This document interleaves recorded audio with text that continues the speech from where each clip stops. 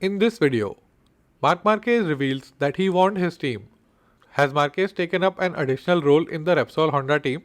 How did Alex Rins break his non-scoring streak? Takaki Nakagami criticizes himself.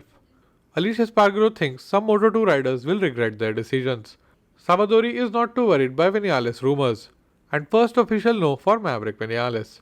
Let's not waste any time and get right to it. My name is Sankalp and this is your Racing News Fix. Eight-time world champion Marc Marquez has revealed that right before the Dutch GP at Assen, he warned his team that the race might be over before the first lap was done. He said, "I warned the team, both the team and Alberto Puig. I told them, maybe the race is over on the first lap. I needed to do it, to take that risk if I wanted to have an acceptable race. It was my trademark. I am proud of that first lap. Then I made some mistakes. But the race was very good. We had the material and possibilities to fight for the podium. But there are some things you can't do when you start 20th. Speaking about the new chassis, Marc added, HRC is working and I am very happy with them. Here we have received the first part, which is more or less different and that works this year. A new chassis, and I have ridden with it. It has improved in some areas. I am happy with it and it motivates us. Especially the engineers are motivated because if they give us a lot of things that never work, it is easy to be disappointed. But now we have found something and we have to try to use it in the future." Marc Marquez is not just a Repsol Honda rider. Over the years, he has also become a leader in the team. In a behind the scenes video, Marc was seen speaking to his team like a true leader. He said, "I know you have all been having a hard time, but if we keep working, all we have to do is believe. Before Portimao, I wrote to the Honda factory team in Japan that we would be back on top. The Sachsenring win is just the first step, and I don't want to stop here. I know we are in a difficult position, but together with HRC and this whole group of people, we will return to the top, which means fighting for the championship." And following the footsteps of Marc Marquez, now Alex Rins has reset his racing bike setup to that from 2020. After a streak of 4 non-scoring races and missing one due to injury, Suzuki rider Alex Rins has revealed that ever since Sachsenring, he has been riding the 2020 version of his setup on the GSX-RR. Rins said, "Sincerely, since Sachsenring, where we went back to the setup we were using last year, I was feeling quite good. I think I was 6th before the rain arrived in the German GP, and at Assen, I was in a good position until the Zarco incident. It is difficult to understand, but I think we can do a good second half of the season." Arguably the second strongest Honda rider at the moment, Taka Nakagami has had a bad first half of the season where there have been a couple of times when he missed on the chances to get on a MotoGP podium for the first time ever. Being self-critical, Taka said, "Of course, every race I am aiming to get on the podium.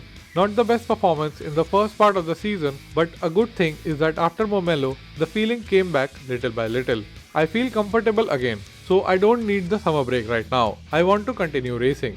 Anyway, let's see in Austria. Hopefully we can restart and fight for the podium in all the remaining races. I have good motivation and let's keep working with the HRC to develop the bike. This is really necessary for us." After Andrea Iannoni's 4-year ban from racing, a lot of names from Moto2 were linked to the second Aprilia seat, including Marco Bezzecchi, Joe Roberts, Fabio Di Giannantonio, etc. Speaking in an interview recently, Alicia Spargaro strongly believes that those Moto2 riders who refuse the offer to step up to MotoGP category with Aprilia will soon regret their decision. He said, "When some Moto2 riders were saying they didn't want to join us, I was very angry. I love Aprilia. I love this project. And it feels like it's mine. And I want to prove them that they were wrong. These riders in Moto2 who did not want to come, I think they will not be happy in the future because they lost a big opportunity. And I hope that next year my teammate will be a very strong rider because we deserve it, because we work very hard, and because we are not far from the top brands in the world." Current Aprilia rider Lorenzo Savadori, who has tried his hands on a plethora of categories and has achieved a lot of success too, has been taking his time to come to grips with the MotoGP bikes. Amid all the rumors, Lorenzo Savadori has revealed that he would like to stay in MotoGP and is working on it. He said, "The season is still strong and I want to show my potential.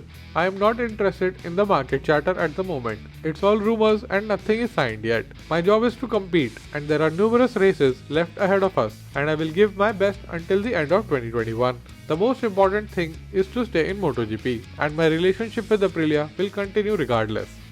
And rumored to be heading towards Savadori's seat in 2022, Maverick Vinales received his first official no from a manufacturer. Ducati team manager Davide Tardosi in an interview said, "Right now we are very happy with the performance of Jack Miller and Pecco Bagnaia. And our other two riders, Johan Zarco and Jorge Martin, are also doing very well so far at Pramac Racing. I don't know what the future holds for Maverick.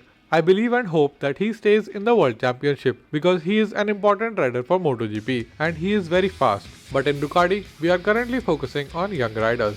If you made it till here, let me know by hitting the like button.